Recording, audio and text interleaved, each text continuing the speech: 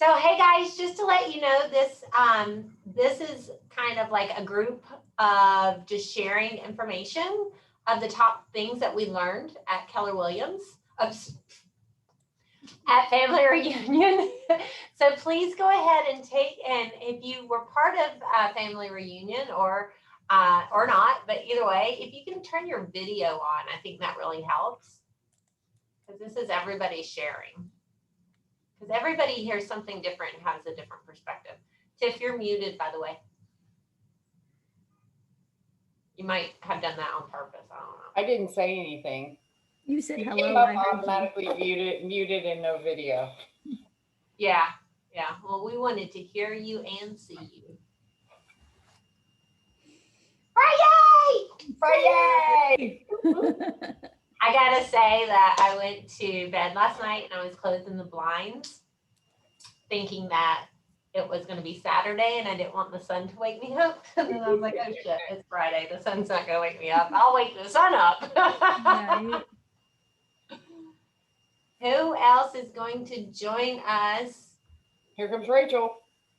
Is Rachel here again? Another Rachel. Sartain. You're Rachel. Rachel's here. But Rachel Sartain's coming in. Rachel. I didn't know Rachel could grow such a fine beard.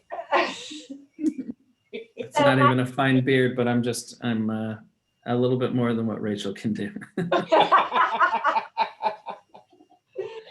Thank you very much.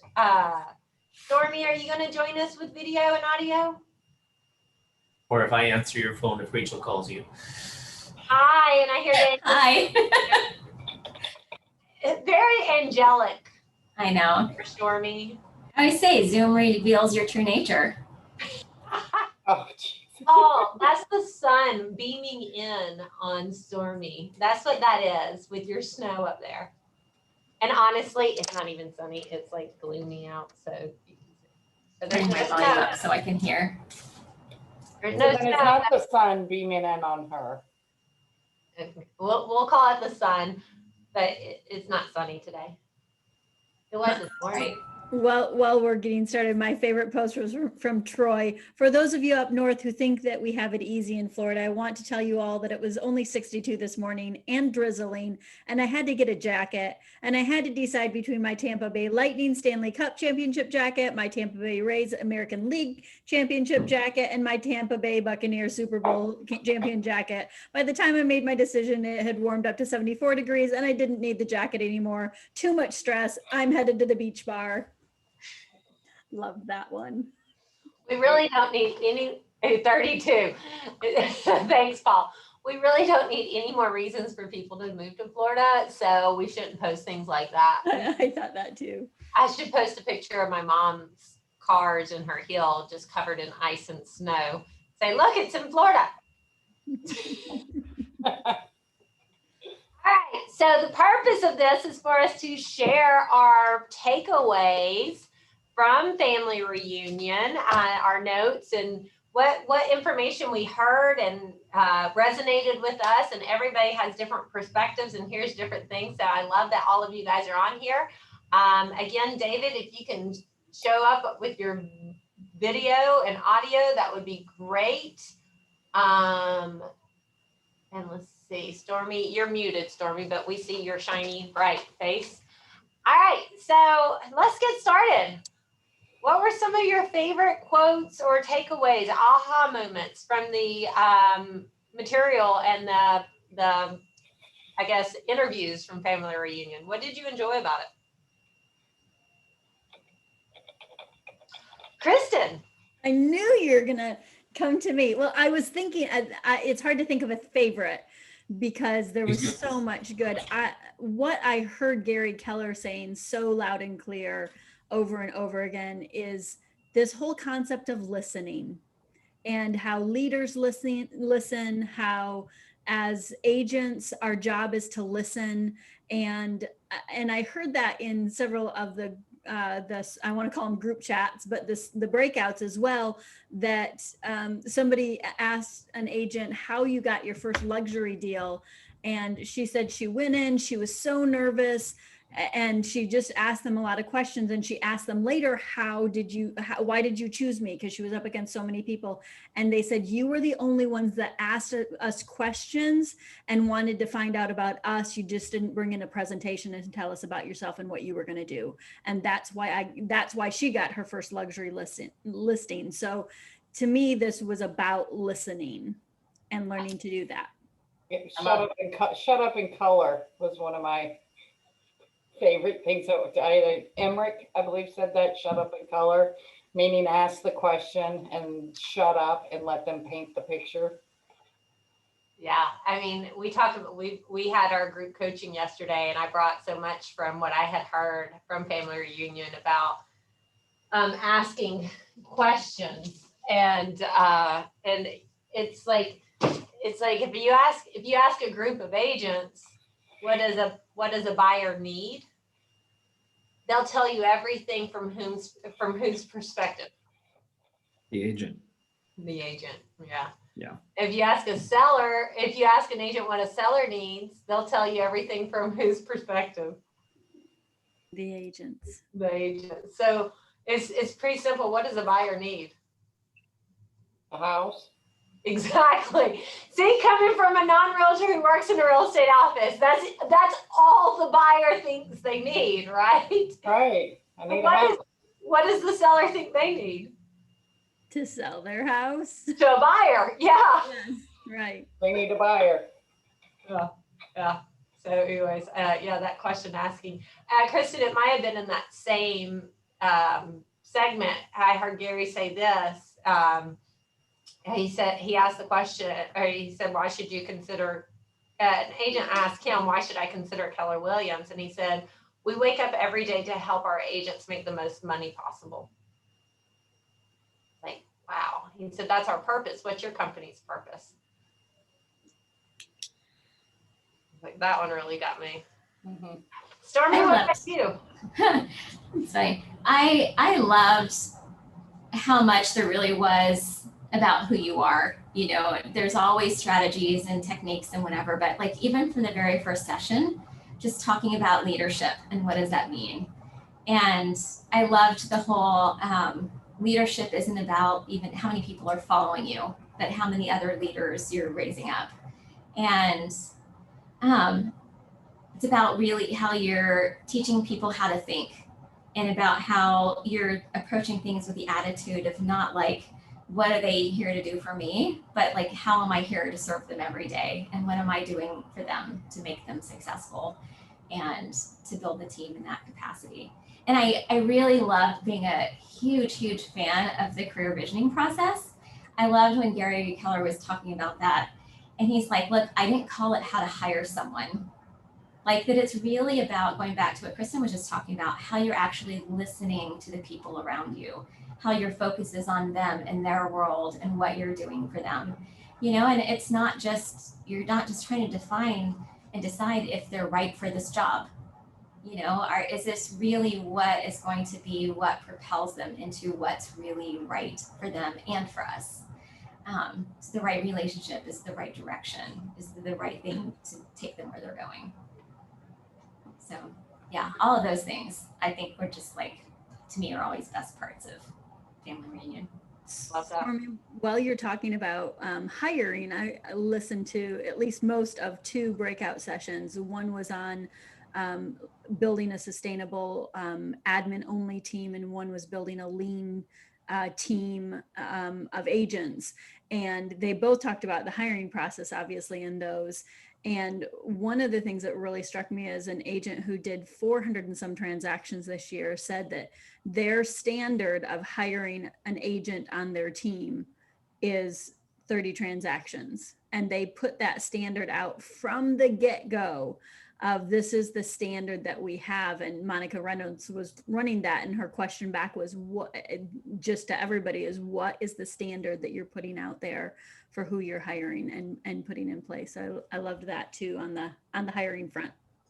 Awesome. So Paul, you were in a lot of the breakout sessions and general sessions. What were some of your major takeaways from the agent perspective? Well, I think this year seem to be a lot of emphasis on creating wealth or creating and building a business, a lot more than in the past. And I found that to be very interesting. Just the number of ways that you can build a business within this business. It just gets you thinking that there's more to it than just selling and, going out and selling houses. Yeah, I love that. Investing in the industry that we know so well to build wealth, right? Right. You Yeah. can make- I just, it just gets you thinking that, think outside the box. It's not just about selling houses. It's about, creating your own wealth plan. love that.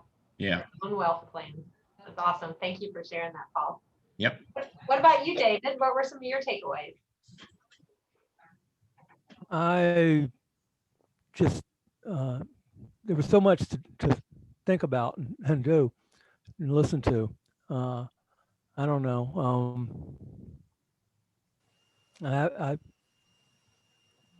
I can't really pull one out right now. Yeah, there was a lot, and I know that like some of the sessions, like there's multiple things I wanted to do, but they were running at the same time. So even as much as today, I was in the video library listening to things that, because I really wanted to see this session, I wanted to see it now. And thank goodness they have that video library so I could go back. So I don't know if any of you all went to the Jay Papazan and Gary Keller Smart Business Smart Database. That was really good. That was really good about, defining what a business is and what a smart business is and what a smart database is and why that is so important for the real estate agents and, going into that cement and saturate. And I like the analogy that he used that if you'd gone to school with somebody for a couple of years and then you didn't see them for 30, and when you meet up, you pick up right where you left off, that is a cemented relationship. Like when you help somebody close their house, their first home, that becomes a cemented relationship, but then you need to saturate it. Because when they get back in that moment, within a couple of weeks of wanting to purchase another home, you need to make sure that you're top of mind. And so if you do not saturate yourselves into their life, that's not going to happen. You're going to end up seeing your competitor's sign in their yard and not yours. I went to a small a breakout with Jason Abrams on value proposition. Did anybody go to that one? I listened to that one. Yeah. And I thought it was interesting based what you were talking about saturation. He talks about how we as real estate agents have the 1989 funnel in our head of this is how we put stuff out there and we attract people and they fall through the funnel and some of them are going to stick. And he started talking about the infinity loop and how what our idea now is of value is that when we're providing enough value and connecting them to enough services that obviously one of the services is helping them buy a house and helping them sell a house. But if those are the only two things that we are offering of value, we aren't relevant for the rest of this time between the 3 to 6 years that they actually are not actively buying or selling, right? So having that ability to connect them to services that keep you saturated with them, right? Because you're meeting them where they are in their life and providing a value at that moment, whether it's they need a reno person or they need a mortgage person to refinance or whatever it is. When you add those values and you actually keep them in the infinity loop of being a forever customer. Yeah, I think that they said that those are the levers that you can pull, which is the unique insights, unique access, and the unique services being that vendor list. I think you're talking about, Kristen, which was really cool. So vendor list with a personal touch. Michael, what about you? What were some of your takeaways? Well, I definitely think we can go down the Zillow path, or we can go down the bolt-on technology pack. I think the one thing though that probably would be the first thing that I would want to lead with is this concept that we have been talking quite a bit about. Oh, Zillow doesn't care about the people, so as long as we care and we're like personable and we know their stories, that's going to be good enough. And it's not, because we're talking about the small businesses that know your kids and know whatever. But if Walmart comes into town and they've got more shoe selection than you do and they have them for cheaper, I mean, I appreciate that you know my kid's name, and I'm going to go to the place where there's going to be more selection and it's going to be cheaper because I ultimately have to care. So it's this concept that we can still be in the people business, and you still have to provide a comparable, if not better, at the very least comparable, it cannot be less than level of service and product that people are looking for. And so this concept of it can be an or, it's no longer an or, it has to be an and. In order to beat out something like Zillow, you have to be as good as Zillow and be a good human being, right? Like, so this idea is it's not going to be an or thing. As long as I check in with people, but I'm sloppy, I check in with people, but we don't have systems, I check in with people, but we don't have a streamlined way for them to instantly click on something and immediately gain access, we're going to lose them because of the things that they still are expecting in today's market. I wrote down the same. It's like, I think we have the best of both worlds, because we do have the ability to have the automated processes and systems. Most realtors are too stubborn and bullheaded to use them. And I say that with all the love and experience. But it's the truth, right? And then so Zillow is working to create a seamless end-to-end transaction process for the consumer. Seamless, being keywords, right? Right. And they have all the technology to do it. Well, guess what? So do we. We just feel like our winged ways are better. So when we utilize the seamless transaction process, the end-to-end process, and then we add the relationship and the human touch to it, we win every single time. But just like Michael's saying, you can't win with just the relationship.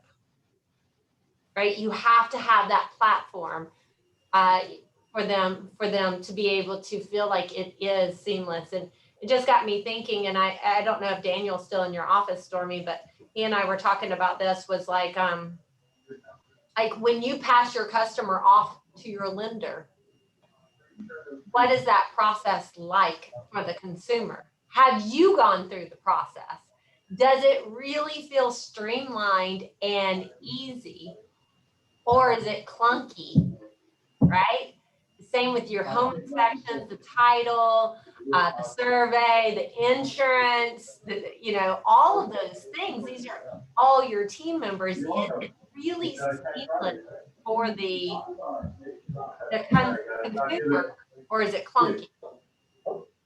And you got to make it a seamless end-to-end automated process with the human relationship on it. Another thing that he was talking about with Zillow was, what's the CEO's name, Michael, of Zillow? What's his name? I don't know. I couldn't remember. I was trying to write it down. I forgot. But he said that that's the guy, of course, that also created Expedia and pretty much closed down the travel agency industry, right? And he said what he looks for, what the CEO looks for, is highly fragmented, divided, emotional industries. Now, if that doesn't describe real estate and real estate agents, I don't know what does. Right? Highly fragmented, divided, and emotional industries. And that, if you've noticed me posting anything recently on our closed pages, it's because I heard that. I heard that loud and clear. And then what's the biggest pain point for realtors right now? Inventory. Inventory. Low inventory. Guess who owns the most inventory in the area? We do. So, but because we're divided, fragmented, and emotional, we're not capitalizing on it. Once we start capitalizing on that fact that we hold the inventory, we capture the inventory. If we can capture the inventory, what can we capture? Transaction. Yeah. Yeah. If we have the listing, we can find the buyer. So then we take if you look at the 3 offices, we bounce between 16 and 17, 18% market share. We take that to 25, 30, 35% market share, just like that, by becoming united and unified. I was like, that to me, that was so powerful for me. Like, that was finally, like, you guys on our leadership team, what's my annual goal? 25% market share, right? Right. Right there was like the shining light of, this is the path, let's do it. So if you guys are on here, if you're not taking advantage of the office exclusive pages, please do post your listings there. And if you're working with buyers, go look for properties there. By the way, this isn't family reunion related. We need to create one for Gulf Beaches because the closed page has vendors in it and it can't have vendors in it. So office exclusives. What other takeaways did you guys get?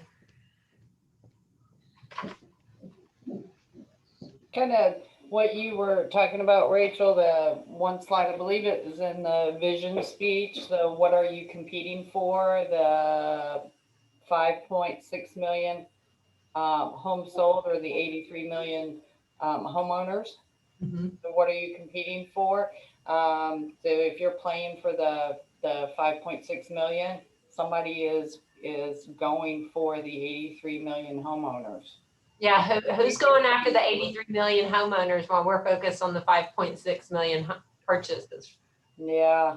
Zillow. Mm-hmm. Jay, go ahead, Michael. He had made that point of, if they can get the call, which is what they currently are, right? If they can get the lead, and that's what Zillow has right now, the challenge that we have is the first person to the appointment. And so when we talk about this game of where Keller Williams is in the playing field, is basically the game is if Zillow grabs the lead, and they do, I mean, you've got someone who calls you on the sign, great. That's because as of right now, Zillow still allows your phone number to be on your listing, right? But all it takes is for them to be able to call the agent button to just take you to one of their sales centers. And then if they set the appointment, and so Gary says right now, they've got the leads, but we still have the appointments. The second that Zillow has both the appointments and the leads, it's game over, because they're able to sit down with individuals. They're going to be able to sell them on, our commission is only blank, but then there's this transaction fee and everything else that we've seen in the models of some of these digital things. That's the part that should be scary, which goes back to 4 years ago when talking about building a moat around your database, that if your database sees a listing and then calls Zillow instead of calling you, then we don't really have a relationship with that person, or they clearly don't see us as the realtor. And where does Zillow get their leads from? Our listings, our inventory. And how many? Facebook, Google, and Instagram. how many? Right, exactly. And how many leads did Zillow sell last year? It was like, what? The majority of the population of the United States? And who has Keller Williams partnered with? Facebook, Google, Instagram. Well, Gary, there's my shameless plug for Command. Well, Gary, that's one of the things he said. He said, if you haven't built your operating platform, what are you plugging into? Mm-hmm. And I think we just get overwhelmed as individuals. We think, oh, well, that's bigger than I'll ever be, or I don't need systems. I don't need to use my calendar. I can remember my appointments. So Like you have to think about your Google Calendar as that's your operating platform. You have to think about Command as that's my operating platform. And you can complain about it all you want, but it's the best operating platform for the end-to-end transaction that you're going to ever have. I know you can use Boomtown and you can use this and you can use that and you can use that. But once you just stop saying, I don't like it or it doesn't work for me and embrace it, guess what it'll do? It'll work for you. So, that's what, but you have to have an operating platform to plug into. And Jay Papasan used these words that I thought were spot on. He said the relationship moat wouldn't work unless you provide the same or greater experience, which goes back to what Michael was talking about, but he calls it the relationship moat. Your relationship is not protected as soon as somebody else comes in that can provide the same or better service for less. And I think to this point of bolt-on, earlier this week, or I guess it was late last week, when everyone's like, did you see of Zillow buying Showing Time and becoming their own brokerage? Well, less than 2 hours ago, Redfin just talked about buying RentPath, which is an apartment search system, because they're thinking, well, if we can't buy the listings, if we can't own the listings, then maybe we can own the buyers that are renting. But the whole point of this is you're watching two things happen. Number one, you're watching all of this bolt-on technology, which is what we've been moving away from, and why it was so important for us to be establishing our own mobile app and for us to be establishing our own command system, our CRM. All of that was so that you weren't in bed with this company that then gets sold to your competitor and you can't do anything about it. Another part of this is, and I'm so glad that this isn't airing on Facebook Live, is we're watching more and more of where we should be becoming more infuriated with the National Association of Realtors. They make more than $271 million in dues every single year, and they're allowing just these companies to come in and do things. It's like, what are you doing with the money? And that's one of those big things that's happening, is that we clearly have seen this for a while, and why I think it's so important, this value proposition, like Gary Keller said.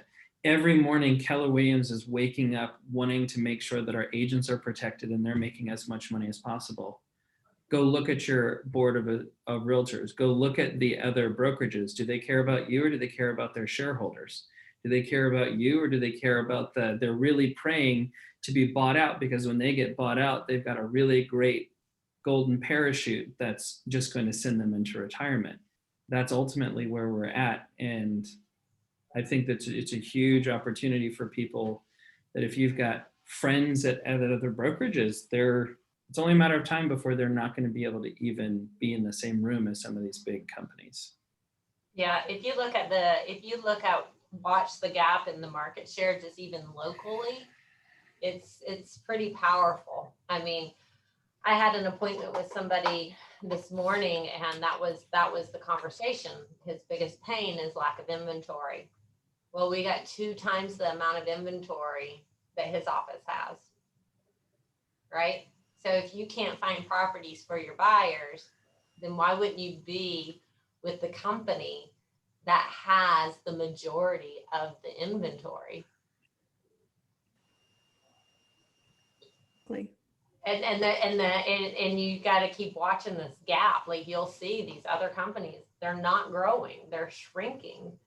And Gary was even saying that, I think it might have been Monday or Tuesday, or maybe last week, I don't know, I think it was Monday.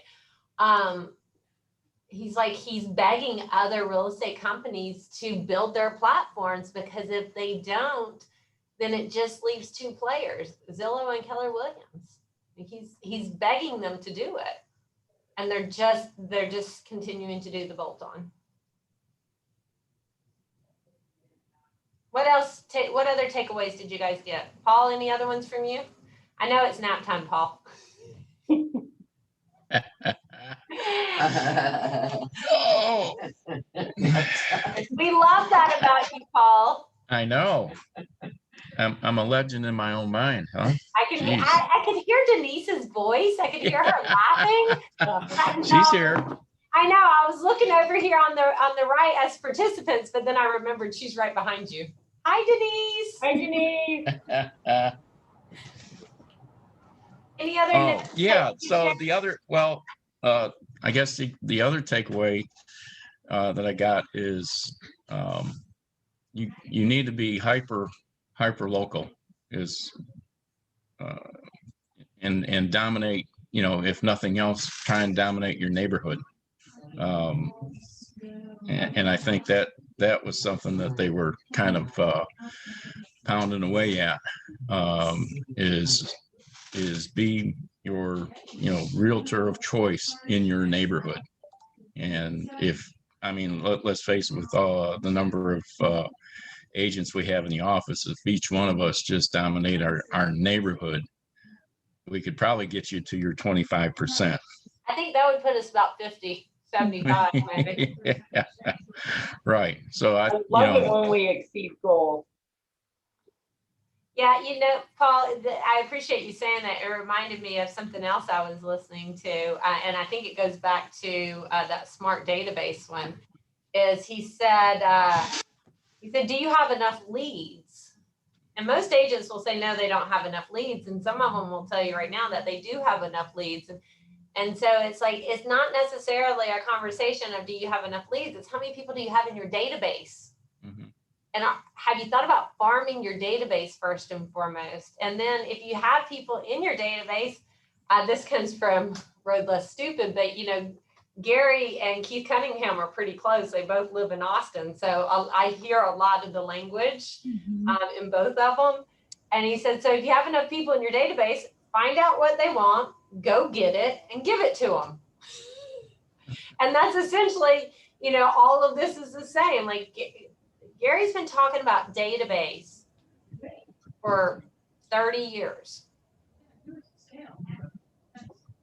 And then Had it in a shoebox, didn't he?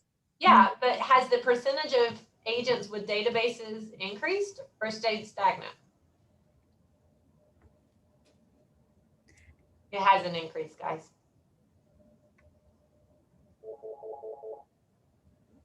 That's the sad part.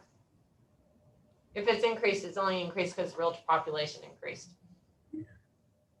The database is your livelihood. This week I got market updates from two people, Rachel Sartain and Zillow. You got one for me? I shouldn't say people. Yes, I get a markup update from you twice a month. And that's because I'm in your database and you send one out to me with my neighborhood stats in it. Yours was more specific than the one I got from Zillow, by the way. It was much more general from Zillow. From you, it was my specific neighborhood. I'm in your database. I got a market update. Michael, what you were talking about, it's like, it sounds so grim. The outlook of our industry right now, it sounds so grim with what's happened, yet it does all come back to this idea of staying in relationship with your database. We keep talking about that human thing, that relationship thing. And I think I can't remember who was saying it, if it was Michael, but the fact that we're talking about staying in contact with people, if we're not doing it systematically. Jason Abrams said that consumers want you to be a real estate agent, to be present and on demand and add value before they need it, so that when they need it, it's there.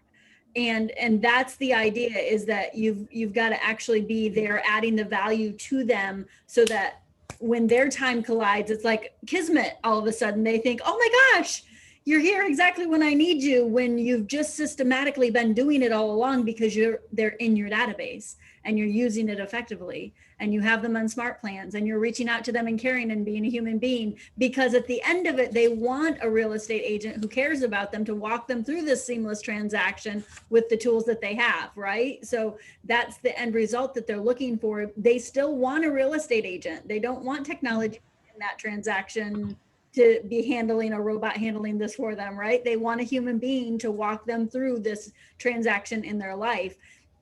And it's being there through the whole process, the technology to make you that human being that's there at the time.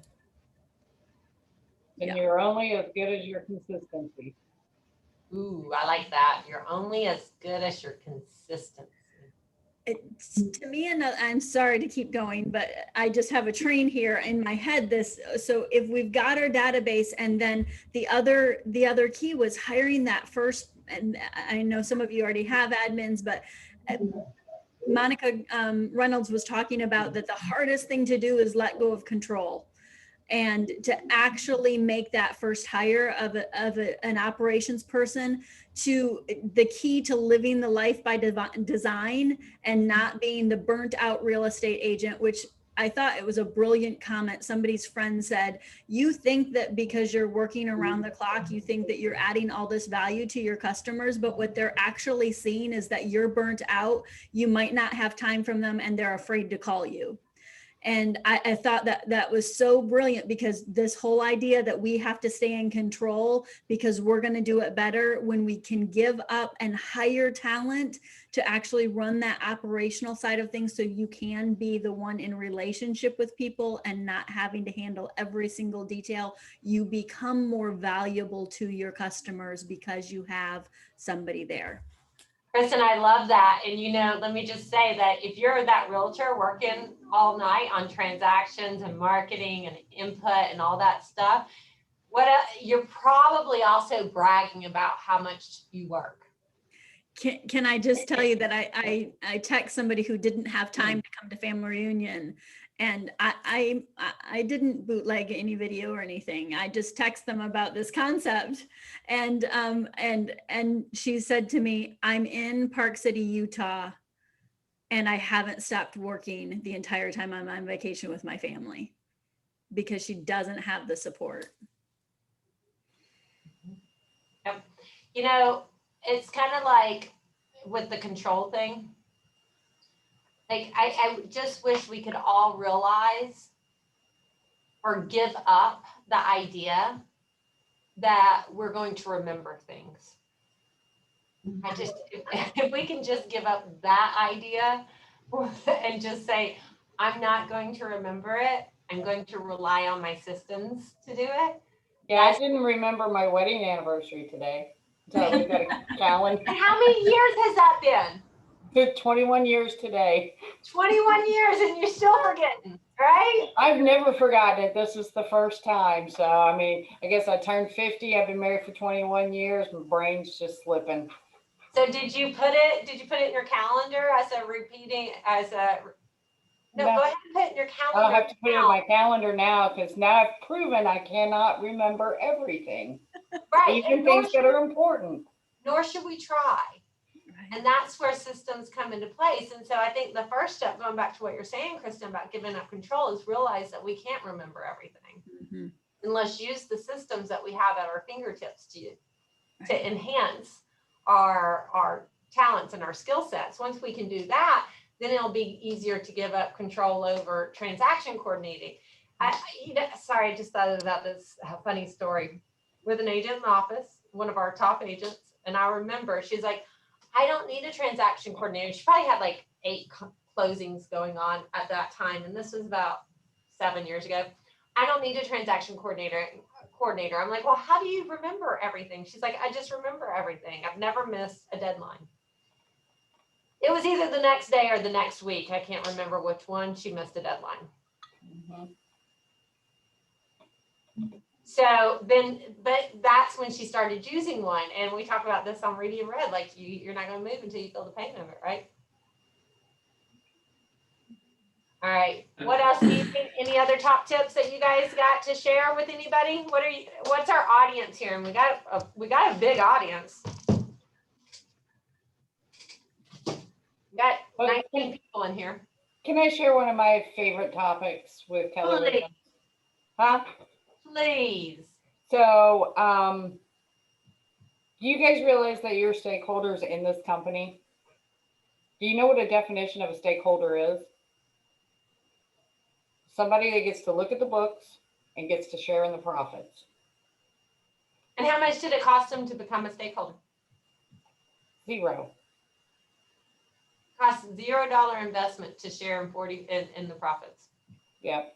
And most people don't take the time to build profit share because naturally, I think a lot of us want instant gratification. And so we get somebody to join Keller Williams, they name us a sponsor.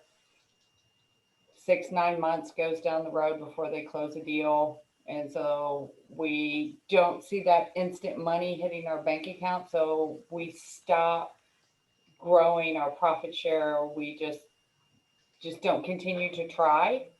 And so because we don't see those instant results, we give up on profit share altogether. It takes time to build your profit share, and it takes time to see those results. You need to treat profit share as a business. You need to see Keller Williams as a product and wealth building as an opportunity. And that's for you, Michael. Yeah, I mean, I you know, you love it wealth is building talk.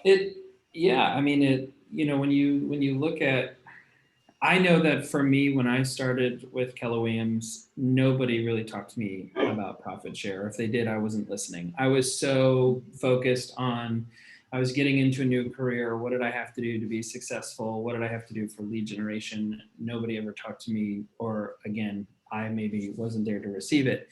But then it goes into this place of, so every time that you're in a transaction and there's someone on the other side, if you enjoyed working with them and you think they would benefit from the stuff that we're doing. And I think that was something that Jason Abrams says, that, you know, when you provide the best service, you owe it to people. And I think that if we talk about what our training is and what our coaching is, and consistently we see people who left another brokerage or whatever it might be, and then came here and they're like, you know, I think about Chris Price all the time, and I'm going to see Chris here at 3:00 at this office because we're talking about her building her team. Is Chris was an individual who came from another brokerage, came to Keller Williams and was like, I feel like I'm starting my business all over again because they didn't do any of this. We didn't have any of the support. She didn't sell anything. I mean, she is just killing it with her listings and Yacht Club Estates and some of the other things that she's doing. She's getting to the point where she has, I think, 40 or 50 buyers that she has in her pipeline, and she just can't do it anymore, needs a buyer's assistant. When you talk about just providing a path for that person to come here and knowing that she's able to do exactly what she wanted to do with real estate that she wasn't able to do at another brokerage, it's like, it's not about selling. If you just believe in the value of Keller Williams and you know someone who might benefit from it, there are people on this call who are staffed with the task of bringing those people over and talking to them about it. And to know that you help them, you know, is one of those things. I don't make a buku amount of money from profit share. I think last year I had some people who left and moved out of the area.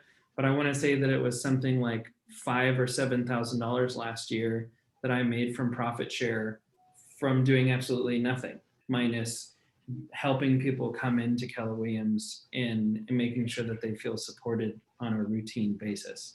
And that's you know, $6,000. That's a nice vacation. That's something that I don't have to work for. That's not another house I have to go sell. I don't have to do anything for that money. And I know that there's people who do significantly more than that in profit share. And I think that that's lovely. Yeah, and it's definitely a goal. Yeah, but it's one of those things where treats it as a business. I think she stopped selling real estate just to invest her time on profit share.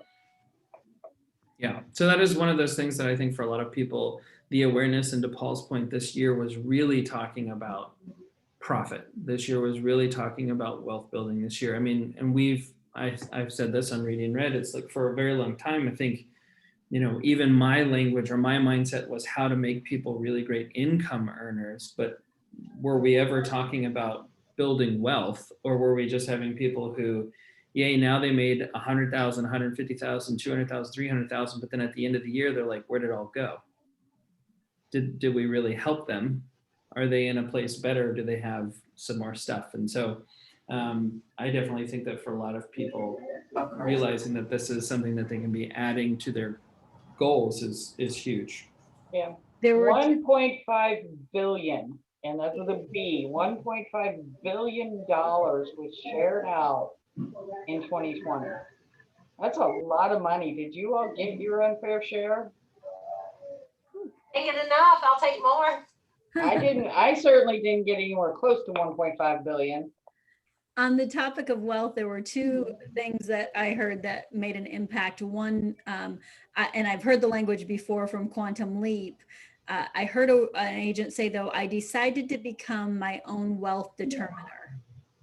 And I really liked that statement because that's one of the things in Quantum Leap is to identify who your wealth determiners are, who you're a determiner of wealth for, and vice versa. And I decided to become my own wealth determiner really hit me.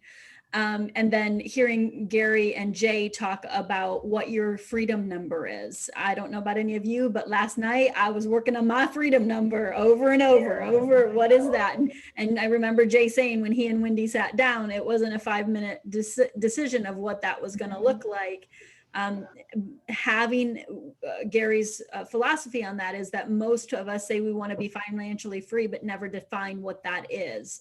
So actually defining where it is, then you have a stopping point. And of course you can always reevaluate it when you get there. Otherwise it's just a losing game because you always want more and there's never enough. So when you actually define what that is that you're working towards to, hi Ron, have wealth and to be financially free and to be at the point where, as Gary defines it, you don't have to work anymore, then you know you've reached that point and you know how close you're getting to it. So if you haven't watched that one, watch it. It's fantastic. Was it Jay that said, he said the game is the spending diet? How little can you live on? Is that what? You know, what I find. I wrote it all down, but I didn't write who said it. It was Jay. Okay. What I find fascinating about that, and I've heard Jay tell that story before, he has a talk that he does with Google. It's kind of like a TED talk, but it lasts an hour and 20 minutes versus 20 minutes. But he learned that investing strategy from working with Gary. And then he took that information home to his wife, and that's how they created it. And we were talking about this morning, like that's one of the things I love about Family Reunion is it's almost overwhelming how much they dive into information and research. Like they are always just absorbing and learning and learning and learning and then sharing it back to us. And Jay and his wife have become very wealthy because they took the information Gary was learning and they implemented it. And that's what's so powerful. And that's, that freedom number, that's where that came from. It's like we have the knowledge and we have the platforms. We just are so stubborn about plugging into them. Yeah. I love that when Gary had actually said that he's not a smart man. He's a good student. Yeah. He's a prolific student. Well, this is really important for me to share and it's not from, it's kind of from that and kind of from Profit Share. And Kristen, you've already heard me read it, but I'm going to read it again. And here it is from this thing that has become my Bible again. But it's about how many books is that? How many shots are we supposed to be doing?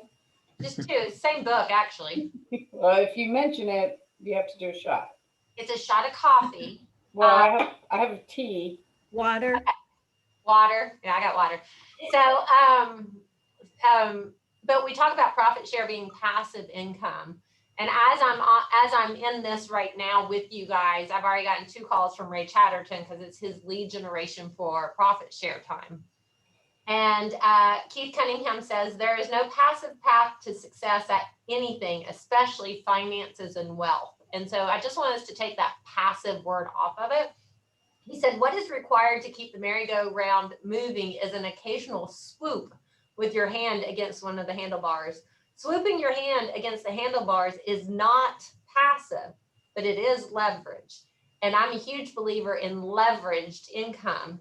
The distinction I'm making is this: passive anything is a bad idea and ultimately unworkable because it requires us to fall into the trap of thinking there's a way to do nothing and still get what we want to maintain what we have by inactivity. No part of life or business works that way. And I read that because we use the terminology all the time about profit share as passive income, but it's not passive. You have to work for it. You have to build the relationships. You have to refer the people. And guess what?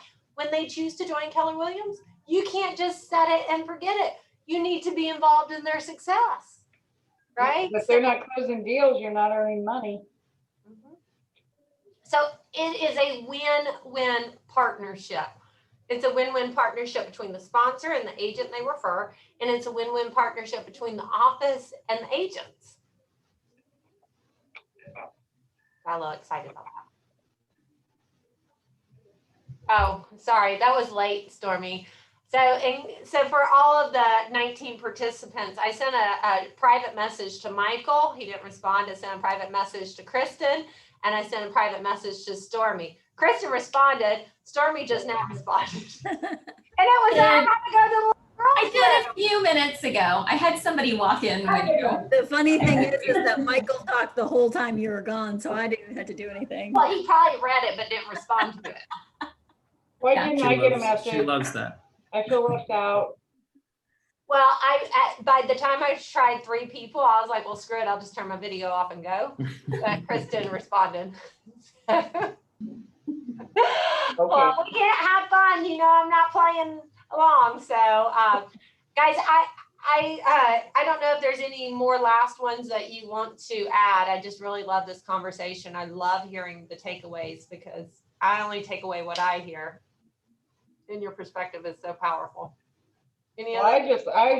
I just love Jason Abrams to death. I think he's awesome. I love his animation and I love his passion.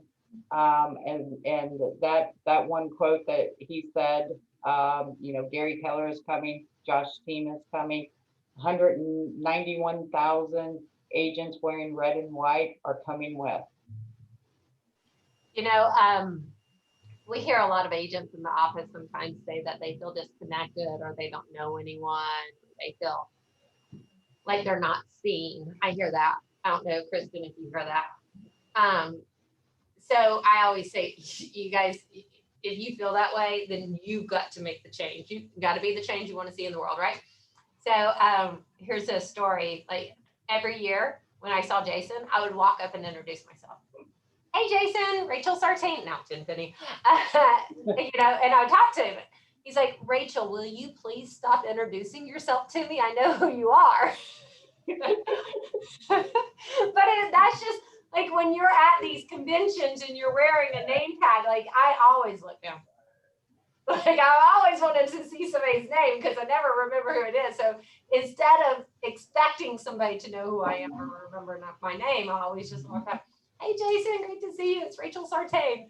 Oh, I can't. Hopefully next year we're live and you can walk up to him and go, hi, Jason, it's Rachel Tenpenny.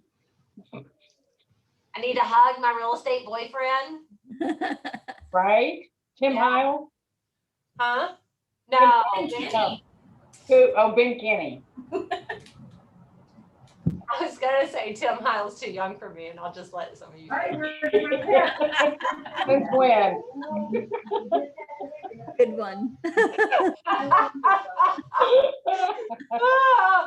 right, guys. Well, I'm ready to get out of here. It's Friday. I so appreciate all of you guys being in here, listening and sharing. Thank you so much.